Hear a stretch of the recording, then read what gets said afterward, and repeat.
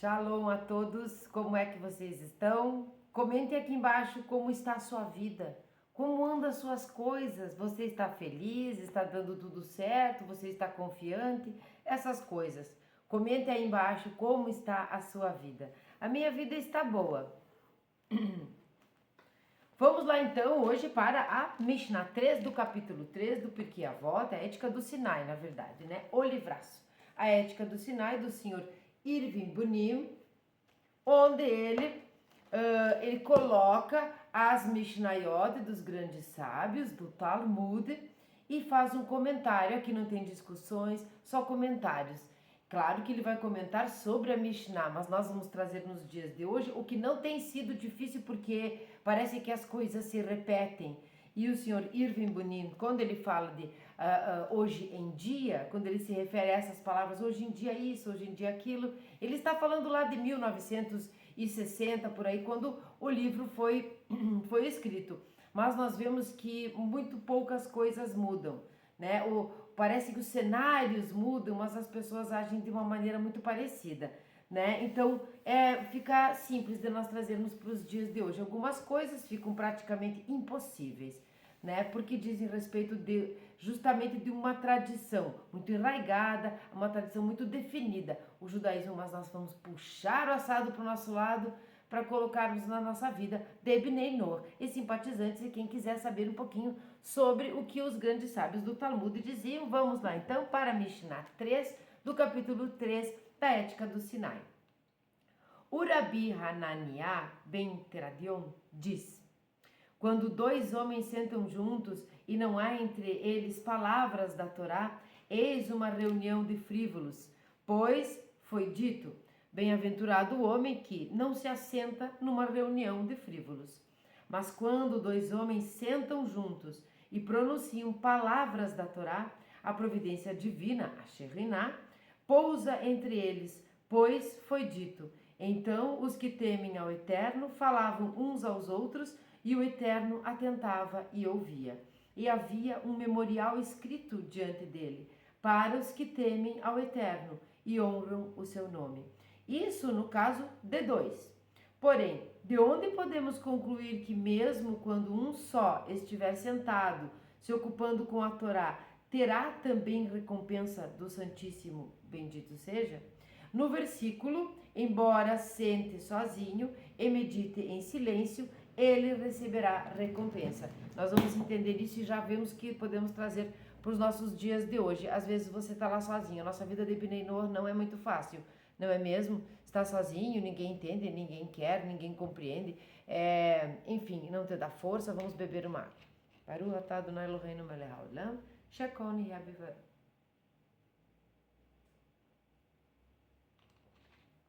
Então, às vezes você fica pensando, nós ficamos pensando, mas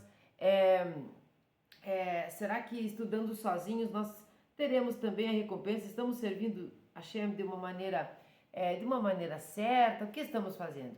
Primeira coisa que nós vamos ter que entender é que toda mitzvah deve ser feita pela própria mitzvah. Então não é por causa da recompensa ou não recompensa, ou seja lá o que for, mas a recompensa vem como todo o pai, mãe, que recompensa o seu filho quando ele o serve. E aqui nós não estamos falando de servos, mas quando ele o serve de maneira, faz as coisas direitinho, obedece dentro de casa, essas coisas assim.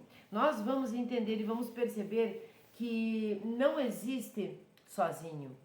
Nós nunca estamos sozinhos. Nós podemos estar ali naquele momento sem o nosso semelhante, né? Um companheiro físico. Mas nós nunca estamos sozinhos. Então nós vamos entender. O Rabi Hananiah ben Teradion viveu durante uma das épocas mais trágicas e dolorosas da história judaica. A Judéia estava sendo oprimida por Roma e seus administradores haviam proibido o estudo da Torá. O Rabi Hananiah se recusou a encerrar sua atividade de ensino da Torá e foi executado pelos romanos com requintes de crueldade.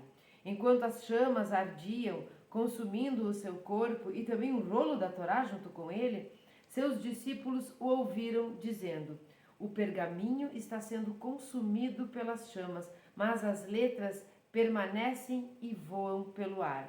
A fé deste sábio era suprema, mesmo no momento da morte. Ele enxergava com clareza que, embora as forças do mal possam vencer uma batalha terrena e conquistar a Jerusalém física, o espírito da Torá e seus ensinamentos jamais perecerão.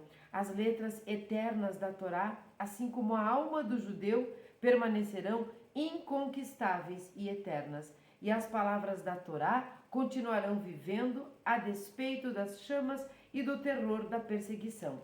Nós sabemos que durante a história muitos foram perseguidos, mortos, torturados. Mas vamos chamar de mídia novamente, essa palavra está tão em voga, né? A mídia, os jornais, os livros, as histórias mesmo, desde sempre, pouco se falou, pouco falaram sobre rabinos, sábios de Torá que tenham sido realmente torturados e mortos. Nós escutamos outros tipos de pessoas, né? Quando a gente fala da Inquisição, na fogueira, não é exatamente de judeus que as pessoas falam.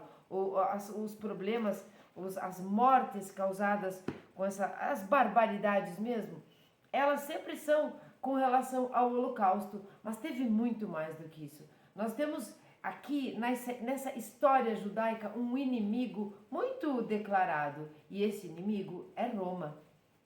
A única dos lugares lá de toda a história do passado que não virou exatamente um museu foi justamente Roma, que é forte até hoje.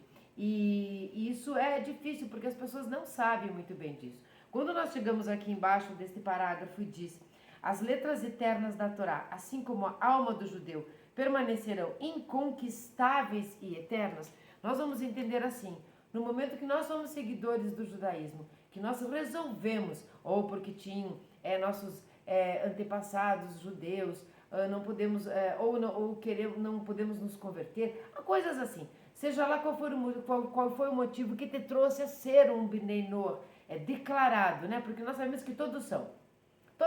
Todos somos filhos de Adam Arishon, porque Adam Arishon era filho de Deus e todo mundo é filho da mesma coisa, viemos todos do mesmo lugar, e aí foi muito depois de Noé, né? Muito depois de Noé, que as coisas foram se separando até chegar no povo judeu. Nós vamos ter os hebreus antes. Então todos somos Bnei Noach. Mas no momento que você decidiu declarar isso, viver isso, seguir as 7 leis, respeitando e cumprindo as mitzvot, não só as 7, mas todas as modalidades, que são 60 e poucas e tudo mais. E quando você foi se apaixonando por essa tradição tão linda e você começou a querer fazer mais coisas e tal, tudo isso, tomara, e eu penso que vai acontecer, que chegue um momento que nós possamos ler essa frase de forma a dizer: as letras da Torá, assim como a alma dos Bnei Noach, assim como a alma de toda a humanidade, permanecerão inconquistáveis e eternas, inconquistáveis, sem assimilação, simplesmente um monoteísmo puro, um só Hashem, um só Deus. E poder viver as coisas da Torá, e poder viver os ensinamentos, poder cumpri-los, por eles mesmos, né? Mitzvah por mitzvah, para servir a Hashem, para servir a humanidade, para nos elevarmos. E quando essa porta se abre na nossa vida, você nem precisa mais ficar pensando se está fazendo isso para ter recompensa ou não. É tão genuíno, é tão gostoso servir a Deus, é tão gratificante simplesmente servir, que a recompensa é uma consequência da causa primeira, do que você está fazendo, que é se aproximando de Hashem. Então, tomara que nós venhamos a falar essa frase com relação a toda a humanidade. Vamos para o segundo parágrafo. No marco de sua época, o Rabi Hananiah pode ter querido dizer: agora o senhor Irving Bunin, o que é que ele faz? Pega a Mishnah e interpreta, ele comenta. Não é uma interpretação exegética, é uma interpretação mais filosófica. O que é que ele quis dizer? Ou, quem sabe, ele também quis dizer tal coisa. E ele separa isso, ele dá vários comentários sobre o mesmo pedacinho, né, da Mishnah. Então, no marco de sua época, o Rabi Hananiah pode ter querido dizer, então lembrem da época, é compreensível, lá em Roma, né? É compreensível que, quando uma grande quantidade de membros do nosso povo se reúna, não analise a Torá, pois isto foi proibido e correriam o perigo de receber uma punição terrível dos romanos. Mas, se só 2 judeus se sentarem juntos, certamente não despertarão nenhuma suspeita. Neste caso, se não se comprometerem ao estudo da Torá, devem ser considerados frívolos. Então, aqui ele quis dizer o seguinte: talvez o Rabi Hananiah, ele tenha quisto dizer assim: estamos proibidos de estudar, então não vamos nos reunir em muitas pessoas, né? Ele não parou de ensinar a Torá, por isso morreu. Então, muitas pessoas reunidas despertariam, né, os olhos, os ouvidos dos romanos, eles chamariam a atenção. Então, pelo menos, se 2 estiverem reunidos, né, 2 estiverem juntos, eles podem estudar a Torá, porque não vão não vão despertar suspeitas que estão estudando. Mas, porém, se 2 pessoas estiverem, aqui no caso 2 judeus, nessa época, estiverem estudando, estiverem juntos, 2 pessoas, e podendo estudar a Torá e não o fazem, então são considerados frívolos. Outro ponto a enfatizar, então vem para outro ponto. É compreensível que 2 judeus permaneçam silenciosos durante a execução de algum tipo de tarefa ou atividade. Por exemplo, se estiverem arrastando uma carroça ou levando uma carga. Não se pode esperar, então, que se entreguem ao estudo da Torá.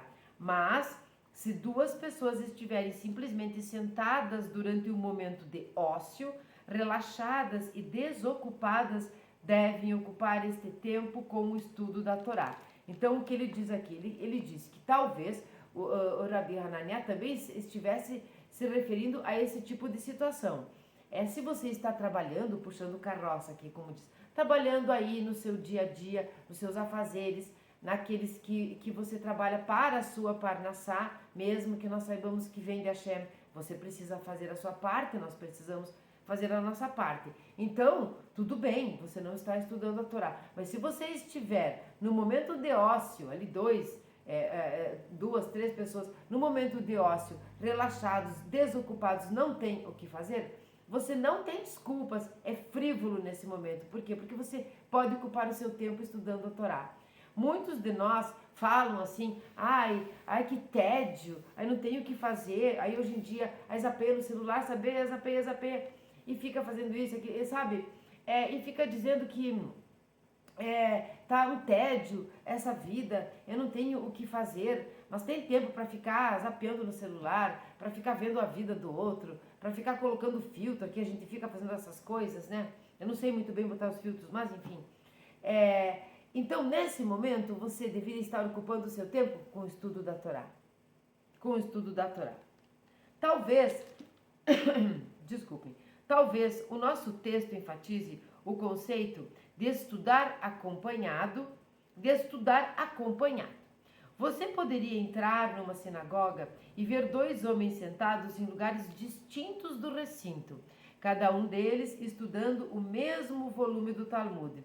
Se você perguntar a um deles, por que não se senta com o outro? Este poderá responder: ele é ignorante, não posso aprender nada com ele. E se fizer a mesma pergunta com o outro, ele poderá responder: aquele homem, não entra nada na cabeça dele. Aqui nós podemos trazer para a nossa vida Bnei Noach. Então você está lá na sua comunidade, vamos dizer que tenha, né, uma comunidade, uma sinagoga Bnei Noach. Você está lá, um grupo de estudos, e tem um estudando de um lado, tem outro estudando de outro, estão estudando o mesmo tratado do Talmud, por exemplo. Por que não se juntarem? Por que não emularem os sábios que se sentavam, que liam a Torá, que discutiam a lei, que traziam a Alahá para os dias, daqueles dias, os dias de hoje deles, que discutiam, que não pensavam igual, que pensavam alguns diferentes, que outros pensavam iguais, e enfim, e discutiam entre eles. Ninguém era ignorante o suficiente: eu não vou aprender nada com esse, ou na cabeça daquele não entra nada. Então, quando você estiver no lugar de estudo e você achar que aquela outra pessoa não tem nada para te ensinar, os 2 estão perdendo. E quando você achar que nada entra na cabeça daquela pessoa, porque você quer enfiar na cabeça dela o que você pensa, né? O que você interpretou sobre os sábios, ninguém aprende aqui. Nós precisamos nos unir, nós precisamos nos juntar. Discussão nem sempre é uma contenda, é uma briga. Nós vamos discutir os assuntos. Faça perguntas, ensine o que você sabe, aprenda o que você não sabe. Troque, né? Assim é que a gente cresce dentro da Torá, quando nós não estamos sozinhos. Então ele diz que pode querer dizer isso. O Rabi Hananiah se queixa de uma situação como esta. Se duas pessoas estão sentadas estudando e não existe um intercâmbio de estudo da Torá entre elas, porque preferem estudar sozinhas, então elas estão sendo frívolas, estão escarnecendo uma da outra. Não é esse o caminho da Torá, não é esse o caminho da Torá. O caminho da Torá, verdadeiro, genuíno, não é uma competição, não é uma humilhação do outro, não é desfazer do outro, não é escarnecer do outro. O caminho da Torá é trabalharmos todos juntos, cada um dentro do seu momento, do seu tempo, da sua compreensão. Uns estão mais à frente, outros estão menos, mas é aqui que nós crescemos. Então ele pode estar se referindo a isso, e esse não é o caminho da Torá. Não diminua o outro. Talvez ele saiba muito mais do que você, ou muito menos, tanto faz. Bem, o que significaria a expressão palavras da Torá? Ele vai falar para nós atualmente. Veja aqui o que eu disse lá no comecinho. Para nós atualmente. Então, o que significa palavras da Torá para nós atualmente? Quando ele fala de atualmente, ele está falando de 1960 e poucos. Nós vamos trazer para os dias de agora, porque algumas coisinhas do ser humano não mudaram, né? Por exemplo, quando nós vamos educar os nossos filhos, a educação de hoje não pode ser exatamente como ela era no passado. Essas coisas mudaram. Não se pode bater mais numa pessoa, graças a Deus, Baruch Hashem. Não se pode muitas coisas. Hoje nós estamos lidando com personalidades um pouco diferentes aqui, psicologicamente falando, educacionalmente falando. Mas quando ele diz aqui nos dias para nós atualmente, o Rabi Hananiah dificilmente poderia estar querendo que toda vez que duas pessoas se sentassem num trem, por exemplo, ficassem discutindo o significado de uma Mishnah ou revendo uma discussão do Talmud. Não podemos esperar que toda vez que dois judeus se reúnam, ponham-se a estudar o Shulchan Aruch, Código de Leis Judaica, ou o Midrash. Isso nem sempre é possível. O ditado do Rabi Hananiah pode muito bem significar que temos o dever de refletir sobre as palavras da Torá, seus valores, normas e leis em nosso mundo social e de negócios de todos os dias. Eu quero corrigir aqui. Shulchan Aruch. Então, Shulchan Aruch, eu falei errado. E é difícil de falar rapidamente. Aqui, o que ele quer dizer? Você não vai querer que duas pessoas que estão num trem, dois Benenoa, pode ser, que estão num trem, que trem tinha muito, né, nesta época, estão no ônibus, estão numa feira, estão num banquinho da praça, estão juntos, estejam o tempo todo discutindo sobre o Midrash, né, sobre o Shulchan Aruch, o Código de Leis Judaicas. Então, nem sempre, né, não é isso que ele quer dizer, mas que nós devemos colocar a Torá em todos os momentos, quando falamos de negócios, tratamos de ética, em todos os âmbitos da nossa vida. E entendermos de uma vez por todas que não é a Torá que precisa se adaptar à nossa vida, e sim a nossa vida, os nossos costumes, a nossa conduta é que deve se adaptar à Torá. Ela é a lei divina, nós somos súditos de um rei. Então ele diz ali, falemos de fato de negócios, mas que a nossa conversa reflita a ética e a justiça da Torá. Então você pode estar lá falando de negócios e tudo mais, mas puxar isso para o assunto da parte ética, de um bom negócio, de um negócio kasher, por exemplo, né? Vamos entrelaçá-las com suas verdades eternas. Discutamos a situação das yeshivot, falamos das qualificações de um amigo como bom partido para uma moça, e reprimamos a calúnia e a maledicência. Aqui faremos um verdadeiro intercâmbio de palavras da Torá. Então vejam bem, nós estamos lá, não vamos discutir Shulchan Aruch, não vamos discutir o Midrash, mas nós podemos discutir, por exemplo, num trem, num ônibus, sobre a comunidade, sobre uma sede para a comunidade, como que nós vamos levantar fundos para essa sede, o que nós podemos fazer para chamar as pessoas, para que elas venham conhecer, sem ser proselitista. Vamos falar sobre aquele rapaz que é um bom partido para aquela boa moça. Vamos sair da calúnia e da maledicência. Vejam que todos os estudos, até mesmo o Lashon Hará, podem estar incluídos numa conversa. Numa conversa nossa, nós não vamos fugir, nós não vamos sair das palavras da palavra da Torá e não vamos estar sendo frívolos aqui. Falar coisa que interessa, entende, gente? Falar coisa que interessa. Começo aqui a mandar meus adendos. Falar coisas que interessam, sabe? Sair do papo raso. Sair do papo raso. Se senta com algumas pessoas, as pessoas que estudam a Torá, as pessoas que servem a Hashem, têm uma conduta diferenciada, um caráter idôneo, são melhores pessoas porque foram ficando melhores pessoas, se tornando melhores pessoas. Aí você se senta com uma pessoa que não é nada disso, que só fala abobrinha, que só fala de coisa fútil, que quando não está falando de coisa fútil, está sendo maledicente, fazendo Lashon Hará, falando de todo mundo, sendo intriguenta, ou uma conversa rasa. Uma conversa rasa. Você pode dizer que o cabelo de fulano é bem bonito, e você pode dizer que aquele judeu, aquele Benó está muito bem vestido, mas para por aí. Você não fica falando, você viu isso, você viu aquilo, mas eu comprei aquilo, mas eu comprei esse outro, e o vestido dela era assim, e o batom era assado, o tempo inteiro, conversas frívolas, conversas rasas. Nós não somos seres rasos, nós não estamos aqui para consertar sendo rasos, nós não tem como consertar se nós estivermos sempre na coisa rasa, na periferia. Eu não suporto mais assunto raso. Eu realmente gosto muito e quero muito falar de Torá. Vamos dar uma olhada no texto de Rabi Hananiah, que o Rabi Hananiah oferece para seu ensinamento. Ao examiná-lo, notamos que aconselha simplesmente evitar reuniões com frívolos.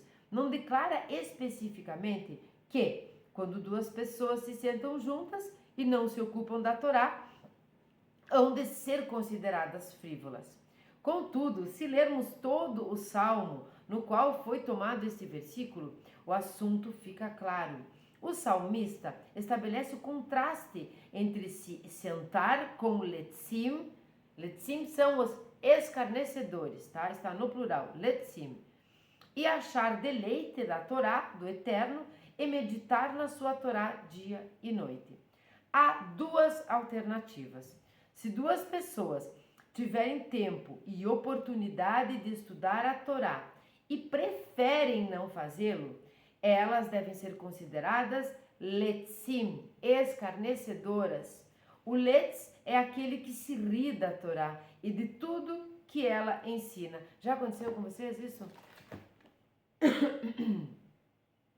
Você está ali falando, empolgado, empolgada, fala uma passagem bíblica, enfim, e alguém se ri disso, alguém faz disso chacota. Esse é o escarnecedor.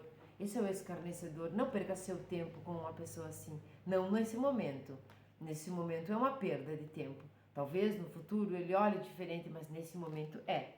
Em certo sentido, a pessoa que simplesmente ignora a Torá também está escarnecendo dela, pois está dizendo claramente por meio de seus atos que a Torá não tem esta urgência, esta importância sobrepujante e esta reivindicação forte sobre o meu tempo e a minha vida. Então você veja assim, ó, eu não tenho tempo agora para estar estudando Torá. Eu tenho mais o que fazer. Eu vou fazer isso, vou fazer aquilo. Você está lá lendo os seus salmos, sabe? E as pessoas, vamos dizer assim, as pessoas do seu convívio. Não sei bem como colocar aqui um exemplo para nós, mas não, depois vamos fazer os salmos agora do dia. Não, depois, agora eu estou fazendo outra coisa. Depois, sabe, se me sobrar um tempo, é o contrário. Primeiro nós alimentamos a alma, depois nós alimentamos o corpo. Primeiro a Torá, depois as coisas mundanas. as coisas mundanas, são as coisas mundanas que tem que ficar esperando. Agora não posso, agora eu estou estudando a Torá de Hashem. O resto fica, isto fica para depois. Nós não vamos negligenciar a vida do mundo. Nós estamos aqui no mundo, não somos daqui, mas estamos aqui, não é mesmo? Nós não vamos escarnecer o mundo, mas muito menos a Torá.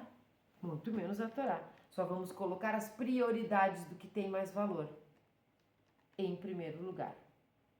Bom, em geral, a palavra letz tem uma conotação de satírico, de alguém que utiliza as armas do sarcasmo e do ridículo para desacreditar os valores aos quais se opõe. Urashi declara que letz tem a mesma raiz que a palavra melitzá, que significa linguagem retórica ou imagem mental rica. O letz faz mau uso da melitzá e a perverte para seus próprios fins corruptos. Então vejam, uma linguagem retórica ou imagem mental rica, ele faz mau uso disso, né? Para quê? Para os seus próprios fins corruptos. Isto é parecido com aquele bom orador. Aquele orador fala muito bem, decora um belo texto e é um ator, né? Para os seus próprios fins. Ele é um ótimo orador, mas ele não faz o que fala, ele sequer sabe o que fala, não internaliza, não cumpre e não pratica. Aqui é parecido. E eu falei da oratória porque é mais fácil nós encontrarmos pseudo-oradores, né? atores de Torá, né? Do que propriamente sobre retórica, né? Mas quando duas pessoas analisam as palavras da Torá, a Shekhinah, ou seja, a presença divina, habita entre elas. O versículo das Escrituras, citado para confirmar isso, contém as palavras Ish el Rehu, um com o outro, mas literalmente um homem com seu amigo. Aqui nós já ouvimos falar, os sábios dizendo que, se nós pudéssemos ver os anjos podemos falar que são criados, mas os anjos que nos acompanham, os anjos que nos veem, os anjos que são formados em volta de nós quando estudamos a Torá. Se nós pudéssemos ver isso, nós nunca mais pararíamos de ler a Torá. Pararíamos para tomar uma água, comer uma coisinha, tomar um banho. Somente. Este último substantivo, um homem com seu amigo, quando ele diz isso. Este último substantivo hebraico, rea, de quando eu falei rehu, tá? Significa amigo e implica um ser igual, tá? Implica um ser igual a você. Aqui se encontra, talvez, a chave para uma relação bem-sucedida desse tipo. Considere o outro homem como seu igual, sente-se e estude a Torá com ele, sem titubeios nem reservas, e a presença divina habitará entre vocês. Não preciso explicar. Se for possível para você encontrar companhia, se for possível para você não encontrar companhia, estude sozinho, em última instância. E isso também pode ser sumamente valioso e benéfico. Viram no short que eu disse, você nunca está sozinho. Estude mesmo assim. Não ache isso como uma desculpa para não estudar a Torá. O texto citado pelo Rabi Hananiah, para apoiar seu ensinamento de que mesmo o indivíduo que mergulha na Torá sozinho é recompensado, pode ser traduzido literalmente assim: ainda que se sinta só e esteja silencioso, a colocou sobre ele. Esse a colocou sobre ele é o quê? O que foi colocado sobre ele? É a recompensa e o mérito outorgados pelo Todo-Poderoso. É isso que foi colocado sobre ele. Esta última parte, porém, pode significar porque a colocou sobre si. Ou seja, o indivíduo que está estudando pôs sobre si o jugo e a obrigação de aprender a Torá. Eu prefiro a segunda parte. Colocou sobre si o jugo aí a importância, a obrigação de estudar a Torá. Então ele cumpre aquela obrigação. Então nós cumprimos a nossa obrigação. E quando nós falamos, quando diz respeito à Torá, essa obrigação não é algo que machuca, que te obriga, porque te domina. Não. É para diferenciar aqui o que é uma obrigação do que é um deleite. E o deleite virá com a própria obrigação do estudo da Torá. Não há um caminho... Não, errei. A tradição nos diz que as 3 bênçãos mais preciosas que o Todo-Poderoso já deu a Israel só podem ser adquiridas mediante sofrimento e sacrifício. Elas são a Torá, a terra de Israel e o mundo vindouro. Estamos em 2024, não sei que dia é hoje, mas estamos em 2024, quase no final de 2024. Então eu vou ler novamente. A tradição nos diz que as 3 bênçãos mais preciosas que o Todo-Poderoso já deu a Israel só podem ser adquiridas mediante sofrimento e sacrifício. Nada vem de graça para o povo de Israel, nada vem de graça para a humanidade toda. Perceberam? Elas são a Torá, a terra de Israel e o mundo vindouro. A Torá não vem de graça, a terra de Israel custa até hoje e o mundo vindouro nós nem ainda adquirimos. Não há um caminho fácil para o aprendizado. A Torá não pode ser obtida através de um curso por correspondência ou lendo superficialmente uma Bíblia, condensada para leitura fácil. Isso está com as pinhas, né? Condensada, uma Torá condensada, uma Bíblia condensada com leitura fácil. A Torá exige concentração e imersão em toda a sua profundidade e totalidade. Você deve, por assim dizer, perder-se completamente na Torá e em sua santidade, despojar-se das noções pré-concebidas e da sua própria identidade e reconstituir-se com a personalidade da Torá. Pode parecer aqui uma anulação, e a ideia é essa, mas não é você deixar de ser o ser que você é, mas é você anular o seu ego, que está pensando nesse momento só em você, nas coisas mundanas, se anular pelo estudo da Torá, por o estudo da Torá, pelo e por a Torá e sua santidade. Despojar-se das noções preconcebidas e da sua própria identidade, é o que diz respeito aqui sobre se anular, e essa anulação é um treinamento. Quando nós descemos na terra, nós viemos adquirindo os atributos, conhecendo e adquirindo os atributos que Hashem colocou nas esferas, chegamos no mundo. No mundo nós temos noção, no mundo físico, noção, conhecimento, não sei se temos conhecimento, mas temos noção e temos o potencial de todas as sefirot, de todos os atributos que Hashem colocou para de mundo em mundo, de dimensão em dimensão, chegar no mundo físico. Quando aqui estamos e já fizemos muitas coisas boas, e já fizemos muitas bobagens, enfim, quando chega o momento de sairmos daqui, tá, tudo bem, voltarmos, sairmos, voltarmos, sairmos, voltarmos. Mas quando nós chegamos naquele aspecto, não, mas naquele nível onde nós vamos voltar para cima e para dentro, né? Nós vamos voltar, como as pessoas gostam de dizer, a casa do Pai e esse tipo de coisas assim. Esse momento nós precisamos exatamente o que está aqui, nos anularmos para Hashem. Então agora não tem livre-arbítrio? Não é nada disso. Você tem o seu livre-arbítrio, mas você anula as suas vontades em nome e por Hashem, né? Pelo Criador. Então nós vamos nos elevando aos poucos, né?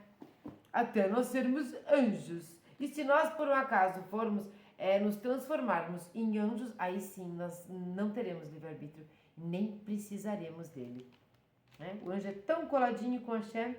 Então essa parte aqui da identidade, de reconstituir-se com a personalidade da Torá, é um treinamento físico, porque nós vamos fazer depois. A Torá não é simplesmente um livro de história ou de leis ou uma coleção de narrações inspiradas. É a palavra de Deus. Ela não penetra por si mesma na mente de uma pessoa e só pode ser alcançada por meio de trabalho árduo, devoção diligente e perseverança contínua durante horas ininterruptas. Nós que estudamos a Torá um ano inteiro, cada porção, né? Respeitando as porções da semana. E lemos e fazemos esse trabalho todo de novo. E fazemos esse trabalho todo de novo, sem cessar. Nós, Bnei Noach, assim como os judeus, percebemos que este estudo árduo, ininterrupto, quando nós chegamos novamente em Bereshit, vamos dizer, quando terminamos lá em Devarim, chegamos em Bereshit, lá estamos nós estudando, revivendo, abrindo novamente os horizontes com novas interpretações com relação a tudo que vivemos neste ano, porque nós vamos amadurecendo, modificando alguns pensamentos, né? Pessoas inteligentes mudam de ideia e vamos indo e vamos revivendo aquilo que às vezes também foge um pouco da nossa memória. Isso ininterruptamente.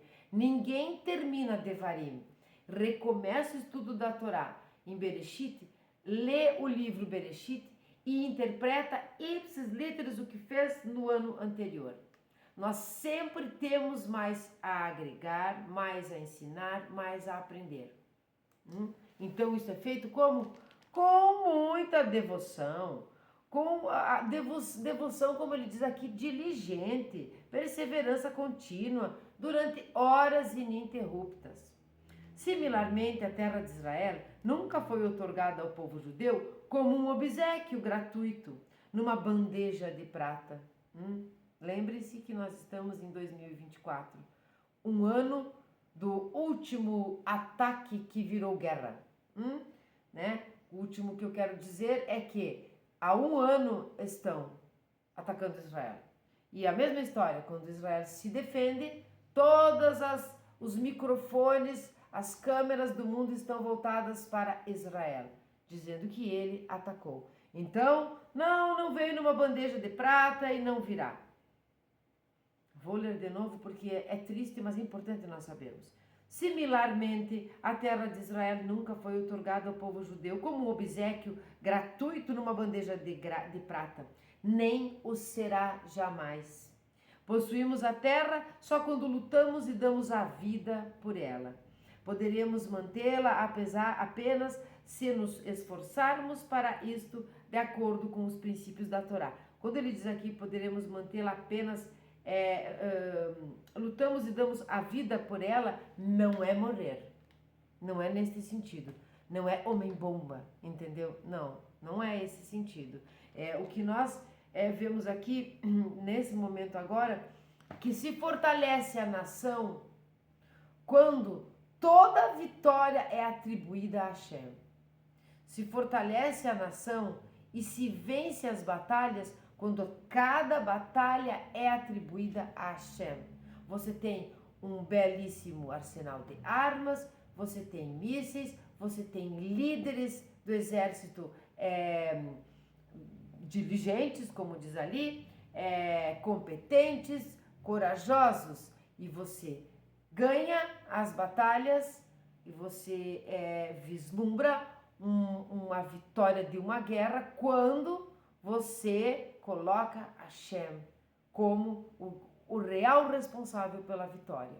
Isso lá em Israel, isto fora de Israel, isto no mundo de nação, isto dentro da sua casa, isto dentro da sua vida, isto dentro da nossa vida, dos nossos relacionamentos, da nossa história individual nesse mundo. Quando nós atribuímos, quando nós desejamos, além da conta, aplausos e aplausos e aplausos, unicamente o nosso ego está vigente aqui. Nesse momento, as nossas perdas são muito mais fáceis, muito mais numerosas do que os nossos ganhos. Quando nós atribuímos todas as nossas vitórias, todos os aplausos que para nós as pessoas dão ou deixam de dar, todas as nossas conquistas, diplomas, sei lá, estrelinha, estatuetinha, não, como não é estatueta, é uma coisa idólatra, o que seria, mas estatueta, essas de prêmios, prêmios e troféus, eu quis dizer, troféus e tudo mais, quando nós atribuímos isso. A nós unicamente é perda, se não perde agora, perderá mais tarde. Mas quando nós atribuímos isso a Hashem, a vitória é certeira, porque é Ele que está por trás, acima, em todos os lados da nossa vitória, não nós. Quanto ao mundo vindouro, isso que eu estava falando só do mundo agora, então imagina o mundo vindouro. Quanto ao mundo vindouro, já indicamos na Mishnah introdutória, temos aqui no canal, que ele é outorgado a todo judeu só como uma recompensa potencial a todas as pessoas, tá? Então o mundo vindouro é outorgado para o ser humano apenas como uma recompensa potencial. Assim como nós temos o potencial de manifestar todos os atributos que Hashem nos deu, tá? Nós temos o potencial, mas podemos fazer errado, né? Ele diz: o certo é aqui, o branco é aqui, o frio é aqui, você vai pelo errado, você vai pelo preto, você vai pelo quente, tá? Eu dei exemplos aqui. Não tem nada a ver com preto, não tem nada a ver com branco, não tem nada a ver com frio, não tem nada a ver com calor. Mas os atributos estão ali, nós temos o potencial de fazermos o bem. Então, se nós escolhermos fazer o mal, a culpa é do livre-arbítrio, a culpa é nossa, que utilizamos o livre-arbítrio que Hashem nos deu de forma errada. Não existem meio certo nem meio errado. Só existe certo e errado. Então, nós temos o potencial do mundo vindouro, mas ele não está ali. Eu estou estudando a Torá, estou gravando uns vídeos, estou muito recatada, estou cumprindo as mitzvot, o mundo vindouro está ali. Não, eu tenho potencial. Potencial do mundo vindouro. Isto é árduo, isto é vigiar todos os dias, isso é sem cessar. Isso também não vem numa bandeja de prata. Não vem? Bom, na verdade, cada judeu, né, tem participação nele, mas deve conquistá-lo, desenvolvê-lo e torná-lo verdadeiramente seu. Está falando do mundo vindouro. Somente através da lealdade vitalícia, à observância da Torá e a seus valores poderemos ter a esperança de ganhar a vida espiritual imortal. Vejam bem, somente através da lealdade vitalícia para a vida toda. E vai adiante, desse ecrasiado, a observância da Torá e a seus valores, poderemos ter a esperança de ganhar a vida espiritual imortal. O que ele quer dizer com isso? Aquela que não reencarna mais. Eu não sei se você sabe, mas quem está aqui no canal já sabe que sim, o judaísmo acredita na reencarnação. Não tem como você virar luzinha numa única vida. Nós saímos da vida, às vezes, com quase que a maioria de erros e menos acertos. Nós estamos trabalhando para acertar mais. Quando ele diz aqui de conquistar uma vida, de ganhar a vida espiritual imortal, nós sabemos que nós somos imortais. Nós já sabemos. Mas a vida imortal é quando nós não precisamos mais consertar coisas aqui. Coisas não só mundanas, como coisas físicas e densas.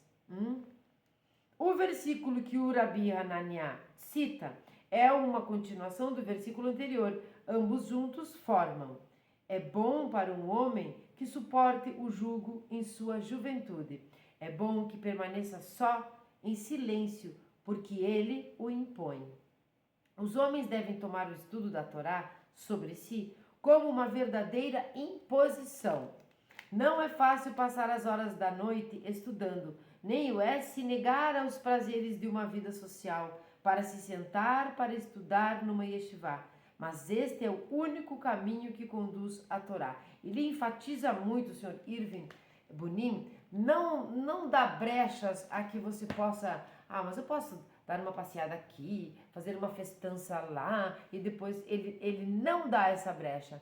Ele não amolece aqui. Ele simplesmente diz que este é o único caminho que conduz à Torá. Você se desvincular daqueles prazeres que são mundanos.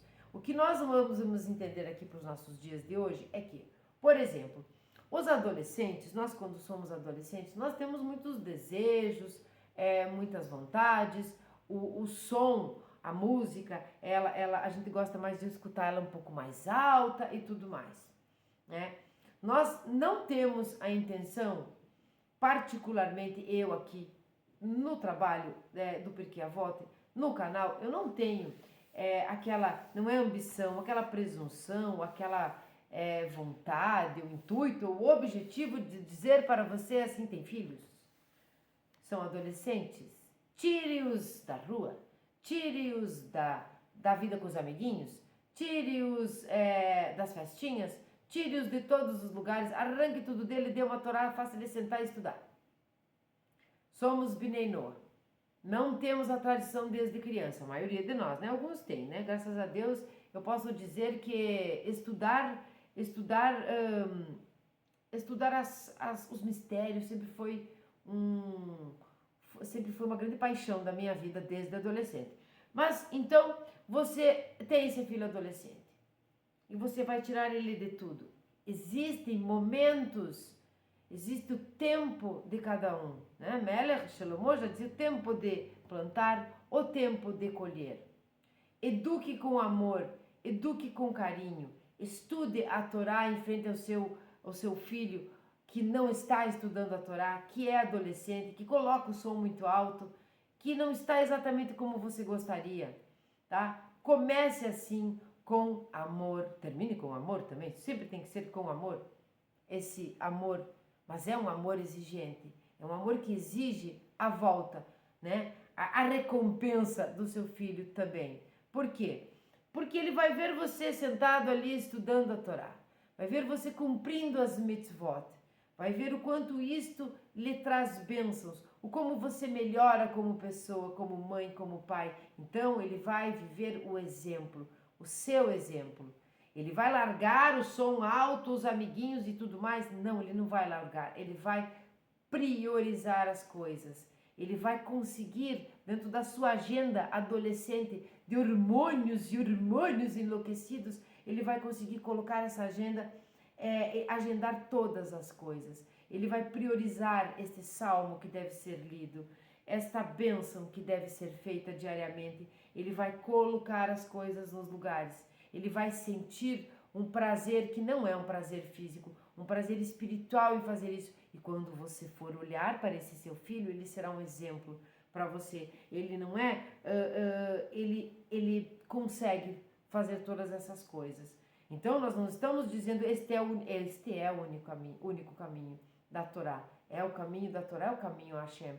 Mas tudo tem o seu tempo. A vida não é para ser um cárcere, a vida não é para ser difícil, ela já é normalmente, ela já é quando nós damos as prioridades. Imagina quando você tira tudo, todos aqueles prazeres mundanos dentro de uma idade que é natural. Tudo é aos poucos, tudo é aos poucos. Quem nunca comeu uma barra de chocolate de 200 gramas numa sentada só e depois ficou pensando, por que eu fiz isso? Sabe, porque eu estou estudando a Torá, eu sei que isso faz mal, isso não é minha necessidade, eu preciso comer para estar saudável, não para me encher de gordura e doce. Quem nunca fez isso? Eu fiz. Eu fiz várias vezes, eu faço ainda, eu preciso me melhorar.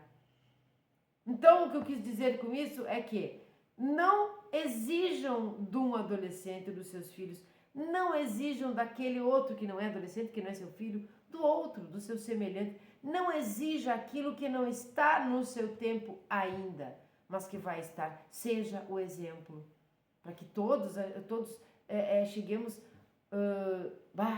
seria bom ao mesmo tempo, no mundo vindouro, redenção completa da terra, dos astros, de tudo que existe, do ser humano, dos animais, redenção total. Para transitar por este caminho, cada membro da comunidade judaica deve ter a percepção do destino histórico que continua através dele. Deve sentir que ele é o último pilar que sustenta toda a estrutura do judaísmo. Não importa o que os demais estejam fazendo, é sobre você que recai a responsabilidade integral. Sem você, tudo fracassará. Muito importante. Quando nós não nos colocamos num lugar de importância no seio da comunidade. Todos somos importantes dentro da comunidade. Então, se você falhar, se aquele elo quebrar daquela corrente, lá o objetivo final ali da comunidade fracassará. Nós saímos aqui da vida de adolescente. Aqui nós não estamos mais falando sobre aceitar ou não o seu som alto e tudo mais. E as suas desobediências porque você está aprendendo e seus hormônios estão a mil. Estamos falando de uma comunidade formada, montada, onde você é importante. Onde eu sou importante. Onde cada um tem uma importância. Para quê? Agora, nesse momento, sobre Bnei Noach, para que isso se enraize realmente. Já se enraizou. Baruch Hashem, graças a Deus mesmo. Mas aqui ele está falando do judeu que precisa perpetuar, que precisa passar adiante, que precisa trabalhar as gerações. Então nós também precisamos. Nós precisamos fortalecer isso, para que nós saímos na rua, para que nós falemos com as pessoas e as pessoas nos perguntem assim, você é judia? Você é cristã? Você é budista? Eu sou Bat Noah, eu sigo as 7 leis de Noah. E as pessoas não vão te dizer, você é o quê? Eu não entendi. É o quê? Bate o quê? É bem no quê? Vamos chegar nesse momento? Vamos? Então, sem você, tudo fracassará. Tudo fracassará sem você. Os grandes dirigentes judeus de todas as épocas tiveram esta percepção de missão pessoal e responsabilidade histórica. Missão pessoal, responsabilidade histórica, também temos. O bem que um homem obtém dentro deste espírito não se faz apenas na busca da sua própria perfeição. É antes uma forma de justificar toda uma geração. O justo é o alicerce do mundo. Quando nós pensamos e nós falamos dessa individualidade aqui, dessa coisa pessoal aqui, não diz respeito a pensar em si só e não pensar na nação. O coletivo sempre vai ser mais importante do que o individual. Senão nós nunca vamos sair do egoísmo. Nós nunca vamos vislumbrar um micro-altruísmo verdadeiro. Né? Então nós não vamos conseguir fortalecer as comunidades, fortalecer o judaísmo, fortalecer o estudo da Torá, fortalecer a vontade, né? E sermos justos. O justo é o alicerce do mundo. Agora, vamos voltar ao versículo de Malaquias, citado na nossa Mishnah, e vê-lo em seu contexto integral. Vamos ler. Vós dissestes, é inútil servir a Deus. Que proveito temos nós que seguimos os seus preceitos e caminhamos submissamente diante do Eterno, o Senhor dos Exércitos? Então, agora louvamos os iníquos. Os malfeitores se engrandecem. Eles contestaram a Deus e escaparam. Então, os que temiam ao Eterno falaram entre si. E o Eterno escutou e ouviu. E um livro de recordação foi escrito diante dele para aqueles que temiam ao Eterno e estimavam o seu nome. Visualize as condições descritas pelo profeta. É uma época em que as pessoas não veem a necessidade de obedecer a Deus ou observar a lei. Eles creem que podem ser felizes sem isto. Eu não tenho tempo agora, eu não preciso disso, eu sou feliz. A minha vida é um sucesso, meu relacionamento é ótimo, eu viajo o tempo todo, eu tenho dinheiro, eu não preciso disso. Sou feliz sem isto. Os iníquos prosperam, os não religiosos são muito bem-sucedidos. Onde então reside o benefício em ser religioso? A fé judaica parece só criar privações e adversidades e impedir a sua escalada para o sucesso. Vou dar um adendo aqui antes de continuar, que é o seguinte: quem não vale nada e tem muita coisa nesse mundo, fique sabendo, é uma antecipação de crédito, que nem que nem maquininha de cartão de crédito, né? Deus antecipa o seu crédito, dá aqui o que ele não vai ter no mundo vindouro. E você que é justo, está preocupado que não tem as coisas, mas é justo e tudo mais, fique tranquilo. Fique tranquilo, porque todos devemos ter sucesso, parnassá, amor, felicidade, todos devemos, aqui e lá. Mas quando nós somos injustos e temos isto aqui, por certo, Deus está antecipando antecipação do seu crédito. É como se ele é uma fatura que ele cobra, você vive aqui, você ganha a parte boa, mas não vai ter a parte lá. Porque quando você chegar, você que é injusto, iníquo e perverso. Chegar no mundo vindouro você não tem nada para receber, não há recompensa, a recompensa você já recebeu.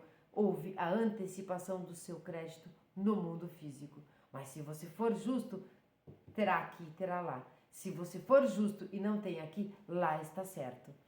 Entendem? Então, que consolo bom, quero estudar cada vez mais. Bom, visualize não que eu já li isso aqui.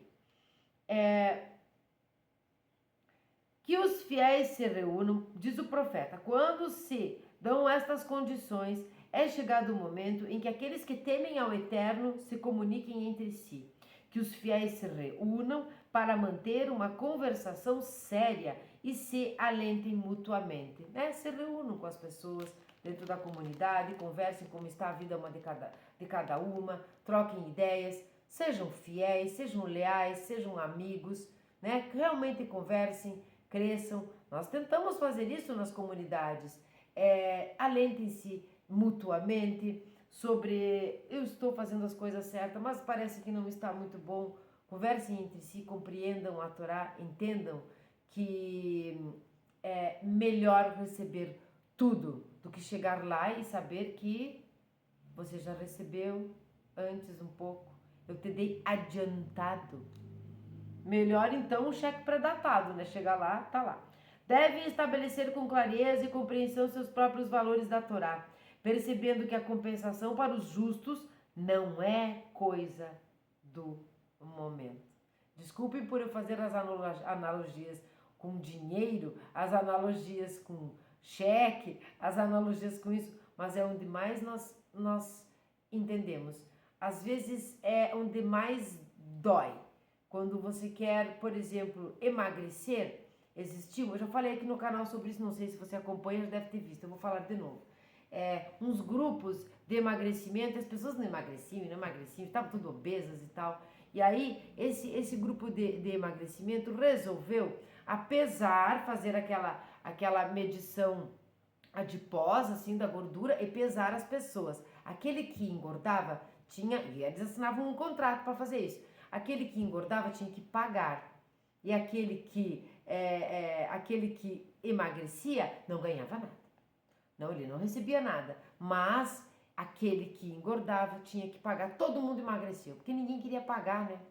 Ninguém queria. As pessoas emagreceram, começaram a ficar saudáveis. Táticas humanas no mundo mundano, né?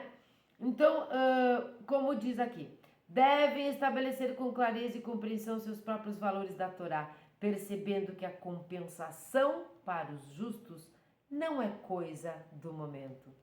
Devem analisar o assim chamado êxito dos demais, revelar quão superficial, transitório e breve ele é e que logo se desvanece. Não é o que nós queremos, né? Queremos que todos tenham, mas o injusto vai desvanecer, sim. E transitório é o seu benefício. Entre as leis da kashrut, a comida kosher, ocupa um lugar central a proibição de comer carne de um animal considerado trefá, que é aquele que tinha uma doença de tal gravidade que provavelmente teria morrido no curso de um ano. O Talmud e diversas compilações enumeram detalhadamente todas as possíveis categorias de doenças e incapacidades que convertem o animal em trefá. Por exemplo, se um galo caiu e se chocou com força contra uma extensão de água e não se tem certeza se a ave teve ferimentos graves, o Talmud fornece uma regra. Veja como ele se comporta na correnteza de um curso d'água. Se ele temer nadar contra a correnteza, o animal viverá. Se ele apenas flutuar com a correnteza, está mortalmente ferido. Vamos entender que daqui vem analogias do senhor Irving Bunim. O mesmo se dá com a comunidade judaica. Então, o mesmo se dá com as comunidades Bnei Noach. Uma vez livres como pássaros em nossa pátria, caímos e sofremos golpes e feridas quando o nosso templo sagrado foi destruído, nossa terra conquistada e nosso povo enviado ao exílio. E assim, hoje em dia, se o indivíduo luta contra o meio ambiente e nada contra a correnteza, isto é sinal de que o judaísmo vive dentro dele. Mas se toma o caminho de menor resistência e simplesmente flutua na correnteza, seu judaísmo se debilita e ele é arrastado pelas águas impetuosas. Agora nós vamos entender onde o Bnei Noach entra aqui. Entra também em outra Mishnah, se eu não me engano, que nós estudamos, quando você... eu acho que era Lashonara. É muito trabalho. É muita coisa. Eu já não como parte de um animal vivo, também não faço isso aqui, aquilo lá, mas... eu tô afim daquela menina e ela tem namorado, e aí que... Sei lá, eu tô afim dela, vou ficar com ela. Não sei, é muita coisa. É muito difícil. O que adianta correr contra a correnteza? É assim mesmo. Aí você vai falar do âmbito político, aí você diz a mesma coisa. É assim mesmo, tanto faz. O meu voto não muda nada. É só mais uma pessoa. Um pensando assim, dois pensando assim, três pensando assim, meia dúzia, 400 pessoas pensando assim. Então, quando você está assim como uma melancia que é jogada na carroça para um lado e para o outro, para um lado e para o outro, ela não presta para coisa nenhuma, ela já está toda machucada. Quando você vai abrir, ela está toda machucada. Isso quando não arrebenta, sabe? Tem pouca melancia, fica batendo na carroça. Então você vai conforme as ondas do mar, conforme o chão que trepida na própria carroça, você vai para um lado do outro, você não direciona o seu caminho, você não luta contra a correnteza, você está mortalmente ferido. Isso Bnei Noach, isso judeu, isso você ser humano qualquer, isto eu. Agora quando tem sangue na veia correndo, vento, meu marido diz vento, quando você tem vento dentro de você, aí você está vivo, aí você é um judeu vivo, aí você é um Bnei Noach vivo, um Benor, aí você é um ser humano vivo, ardente, nada ali está morno em você, você não é uma melancia. Então ali tem como a gente plantar. Bom, voltemos às palavras de Malaquias. Quando se reúnem aqueles que temem ao Eterno Todo-Poderoso, terá em conta estes bravos que acometem contra seu meio ambiente natural e se opõem aos valores falsos e enganosos da sua época. Mas o que adianta me impor aí contra isso? Todo mundo está rindo, todo mundo está fazendo. Vou fazer também, vou ir também. Pois é. Valores falsos e enganosos da sua época. E o profeta promete: isto será registrado num livro de recordação. O esforço deles não será desperdiçado, mas sim terá um efeito benéfico e permanente. Aqui nós estamos falando de pessoas que se utilizam, que vivem de forma genuína, não forçada, o potencial para o mundo vindouro. Aqui o potencial já não é só mais um potencial. Já é algo verdadeiro, já é algo visível, já é algo palpável, embora não seja palpável. Bom, pense nas súplicas de Abraão, tentando salvar Sodoma. O Todo-Poderoso concordou ao final que se houvessem 10 justos entre os habitantes de Sodoma e Gomorra, ele pouparia as cidades por amor a eles. 10 pessoas poderiam ter salvo 2 cidades. Tal é o poder e a influência profunda daqueles que resistem com sucesso ao seu meio ambiente e se elevam acima dele. Se, em meio à corrupção e perversão de Sodoma, um grupo de justos consegue manter sua piedade, então nem tudo está perdido. Mesmo que você pense que não muda nada, você lutar contra a correnteza daqueles entendimentos falsos e enganosos. Quando você acha que não faz diferença, entenda, acredite, faz toda a diferença. Faz a diferença na sua vida, faz a diferença no entorno, faz a diferença na nação, faz a diferença na humanidade toda. Você é mais um que está do lado correto.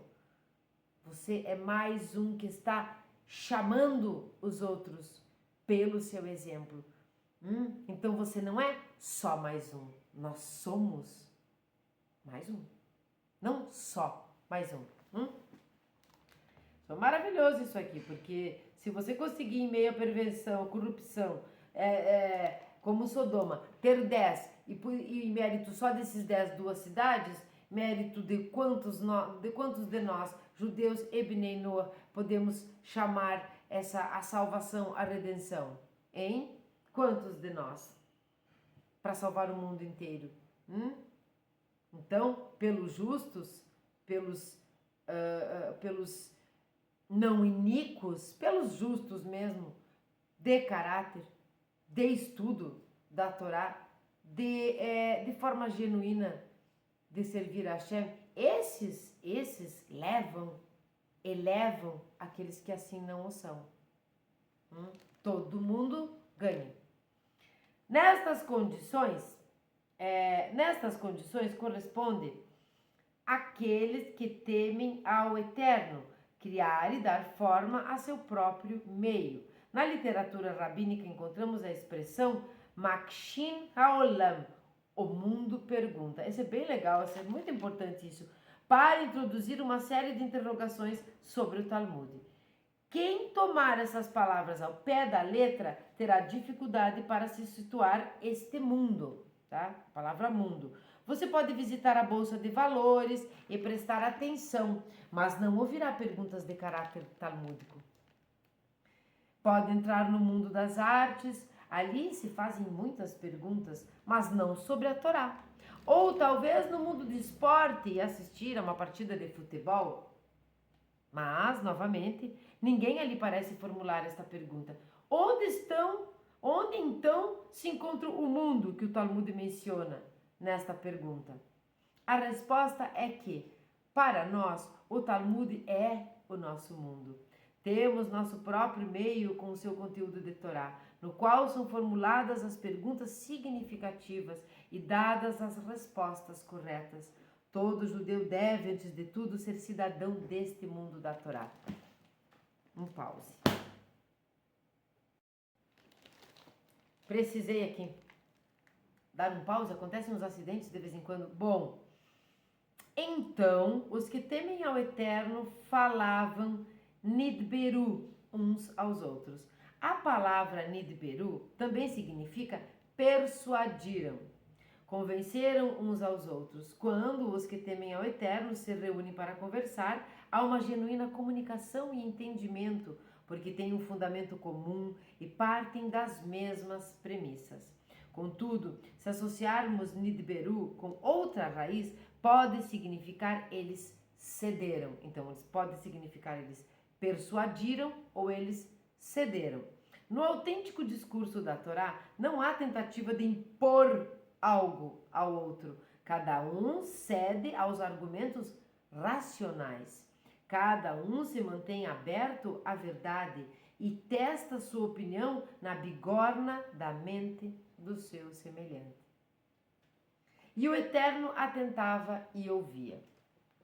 Vamos ver aqui quem nunca. O sábio Salomão, Shlomo HaMelech, nos conta que se alguém aparta sua orelha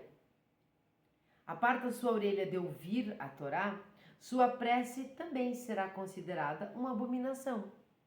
Como devemos entender isso? Por que a prece de uma pessoa deve se tornar inaceitável simplesmente porque ela não estuda a Torá? Então você não estuda a Torá, você fica lá fazendo preces e a sua oração não chega, não é atendida. Por quê? Em certo sentido, o estudo da Torá é essencial se quisermos entender o próprio significado das nossas orações. No mínimo, é preciso que você saiba diante de quem está. Esta parte é a parte final da Mishnah, da explicação do Sr. Irving Bunim, é a mais importante de todas. Sabe que a parte melhor sempre fica para o fim, não é? É preciso que você saiba diante de quem está. Você sabe diante de quem você está? Eu sei diante de quem eu estou. Nós sabemos diante de quem nós estamos quando estamos orando, quando estamos pedindo. E sabemos muito pedir. Somos expert em pedição e petição e pedimento o tempo todo. Pede. Sabemos diante de quem nós estamos? E somente um bom conhecimento da Torá lhe trará consciência e reconhecimento do nosso Criador. Quem estuda a Torá reconhece Hashem. reconhece o monoteísmo, reconhece Hashem como Criador, então sabe diante de quem está orando, quando vai pedir, quando vai louvar, quando vai agradecer. Quando não conhece a Torá, será que sabe diante de quem realmente está? Quando você está, por exemplo, imbuído, não inserido em algumas religiões, eu não sei, em alguns entendimentos que tenham vários deuses, por exemplo, que tenham várias pessoas várias entidades às quais você reverencia, quando você faz lá suas orações nesta ou naquela religião, você sabe diante de quem você está? Onde está Deus aí? Você, por certo, não sabe, porque você não está diante dele. Então, saiba diante de quem você está e aí peça as suas coisas. E quem faz com que nós aprendamos, que nós entendamos e reconheçamos em frente de quem nós estamos, é o estudo da Torá. Se vista bem, né? Não fique com pouca roupa, né? Para estudar a Torá, se porte bem, esteja limpo. Essas coisas físicas são um reflexo de como nós estamos por dentro, reverenciando, com respeito, com educação, o rei. Então nós sabemos diante de quem nós estamos, então a nossa prece será ouvida assim. Se o resultado não foi exatamente como nós achávamos que deveria ser, é porque não deveria ser daquela maneira, mas o resultado vem. Deus se oculta e se revela em lugares que nenhum dos dois nós entendemos direito. Ele se oculta, não sabemos onde está ocultado. Ele se revela, sabemos muito menos ainda. Está ali na nossa frente o resultado. Está ali na nossa frente o favor que Ele nos faz e nós não reconhecemos. Achamos que foi isso, que foi aquilo, não enxergamos. Então precisamos sentar, precisamos parar, precisamos saber diante de quem nós estamos. Nós estamos diante de quem quando oramos e quando pedimos. Ele está revelado ou ele está oculto? Se aquilo que você pedir vier um pouquinho diferente, significa que ele não te ouviu? Ou significa que ele estava oculto, mas ele revelou até onde era o melhor para você? Deus é perfeito, Deus não é que nem nós, Deus é perfeito, Ele faz as coisas perfeitas. Não bote dúvidas em Deus. Não bote dúvidas em Deus porque você vai mostrar a sua ignorância. Não somos ignorantes, estamos estudando para não sermos. Mas consideremos as consequências de se recusar a estudar a Torá. Aqui são elas. Suponhamos que você seja convidado para assistir a uma aula sobre a Bíblia e responde que já estudou o tema a tratar. Olha, vai ter uma aula sobre a Torá, vai ter uma aula sobre o Talmud, você gostaria de... Não, eu já estudei, eu já sei, eu já vi. Tá bom. Ou talvez o seu rabino ofereça uma conferência sobre as leis de Pessah e a sua resposta seja: já ouvi tudo isso antes. Olha, tem uma convenção, uma reunião onde o rabino vai explicar todas as coisas sobre Pessah. Mas Pessah tem todo ano, eu já sei, o ano passado eu já fiz todas as coisas. Eu já fiz a Kiará bem direitinho, eu já comi as comidas, eu fiz as rezas certas, eu sei que a saída do povo hebreu de Mitzrayim, eu não quero, eu já vi. Ou se faz uma coleta em favor de uma yeshivá e você responde: já dei. Olha, eu estou aqui para nós reunirmos algumas moedinhas, dê o quanto você puder, doe quanto puder, para nós construirmos a nossa sede, da nossa comunidade, Bnei Noah, para nós pagarmos o nosso acesso ao Zoom, porque não temos a sede ainda e tudo mais. Eu já dei. Eu dei ano passado quando começou, agora eu não preciso mais porque eu já dei, né? Então tá dado.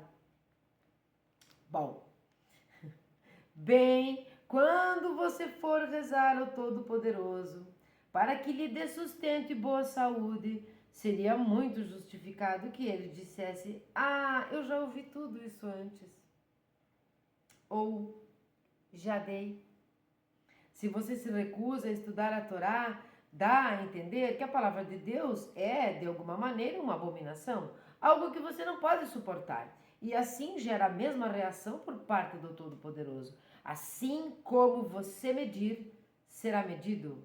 Lembram? É como medar, que nega de medar. E as suas orações se converterão em abominação para ele. Se você se recusar a escutar as instruções do Eterno, por que ele deveria escutar as suas súplicas? Onde está Deus? Ele está naquele lugar onde naquele dia você dele se escondeu. É lá que ele está. Você se escondeu dele. você fechou as portas, você não elevou os batentes, aumentou os portais, você fechou as portas para Deus. Você se escondeu de Deus, é lá que Ele está. Não está mais aí, onde você não pode ver. Quando você se negou a estudar a Torá, quando você não andou nos caminhos dele, ordem. Se andares nos meus caminhos, terás bênção. Se não andarem nos meus caminhos, terão maldições. Onde você estava, você não leu, você não compreendeu? Quando você teve a oportunidade de ajudar aquela pessoa que precisava, de ajudar uma yeshivá, de ajudar um amigo, todos esses momentos, quando você tinha e não quis doar, quando você tinha de sobra e não quis doar, quando você delimitou, este dinheiro é para isto, eu vou guardá-lo até essa coisa que eu quero que aconteça, acontecer. E a pessoa, uma pessoa amada, uma pessoa conhecida, precisando deste dinheiro e você não pega de lá porque este está reservado para uma outra coisa, sendo aquela está na necessidade. E você fez isso. Você guardou, talvez você até morra antes de poder usufruir desse dinheiro, mas você não ajudou, você não deu. Onde você estava? Então, onde é que Deus deve estar? Por que é que Ele deve te dar a parnassá? Ele deve, enfim, Ele pode dizer que já deu. Eu já dei todo esse dinheiro que você está guardando, eu te mandei a oportunidade para você ter este dinheiro. Eu fiz isso. Agora que você está precisando, porque que você não tem mais esse aqui, porque você gastou em outra coisa, sei lá, vamos falar de dinheiro. E você não doou naquela yeshivá que precisava, naquela instituição de carentes que precisava, você não fez isso. Eles é que estavam em necessidade, você preferiu guardar. Agora, você quer que eu te ajude? Por que eu tenho que me revelar se você se ocultou, fugiu e se escondeu de mim? Quando já tinha as coisas. Quando eu te mostrei as oportunidades para você ter as coisas, você teve as coisas, você já não precisava mais de mim. E agora? Então temos que saber diante de quem nós estamos.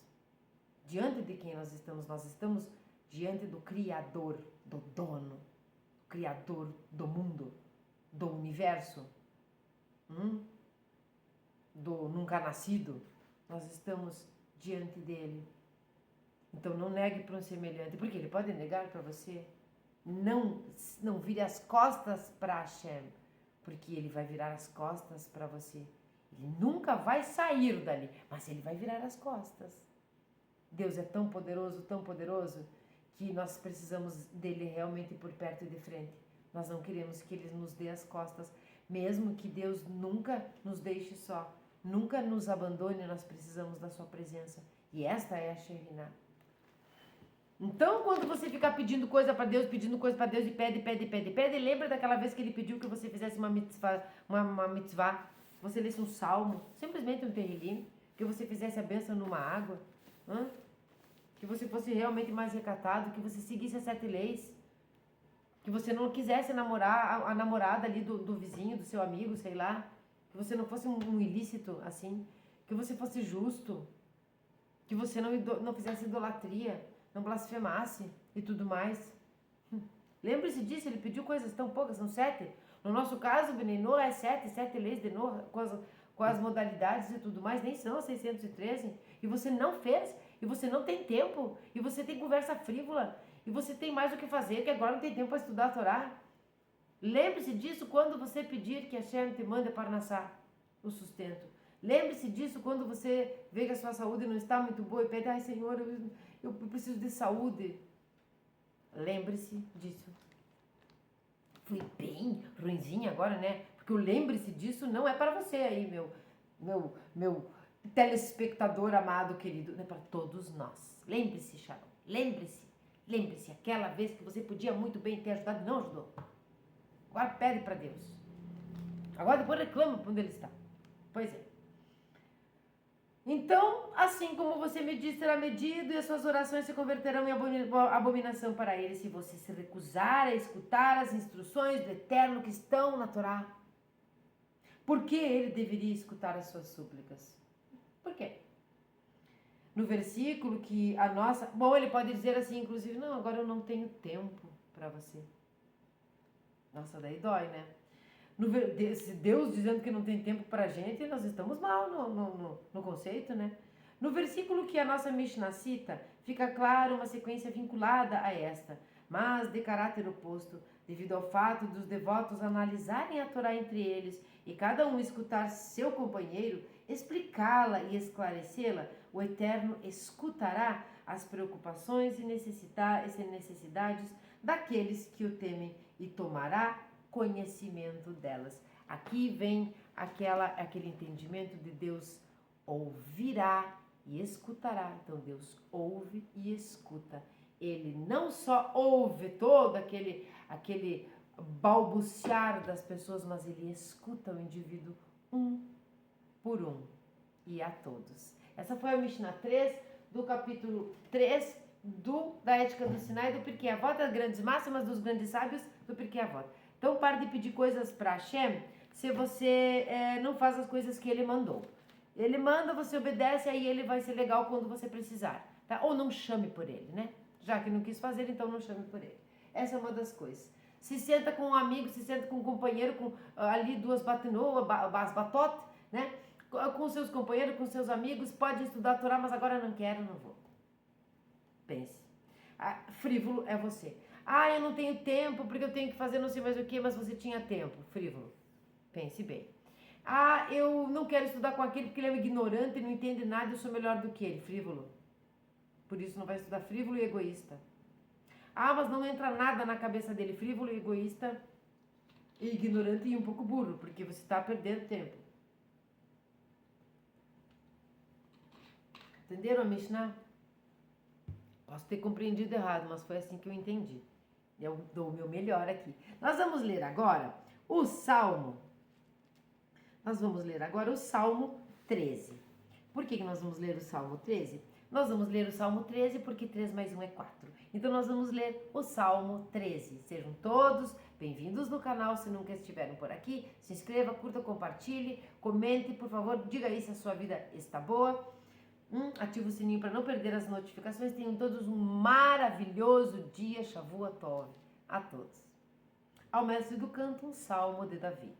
Até quando, ó Eterno, esquecer-me-ás para sempre? Até quando de mim ocultarás tua face? Até quando terei dias repletos de angústia em minha alma e aflição em meu coração? Até quando me sobrepujarão meus inimigos? Olha para mim, responde-me, ó Eterno, meu Deus. Restaura a luz de meus olhos para que eu não durma o sono da morte, para que não diga meu inimigo, eu o venci, e se regozijem meus opressores por me verem caído. Sempre em tua benevolência confiei, meu coração exultará com tua salvação. Entoarei então cânticos ao Eterno que me cumulou de benefícios. Shalom, até a próxima.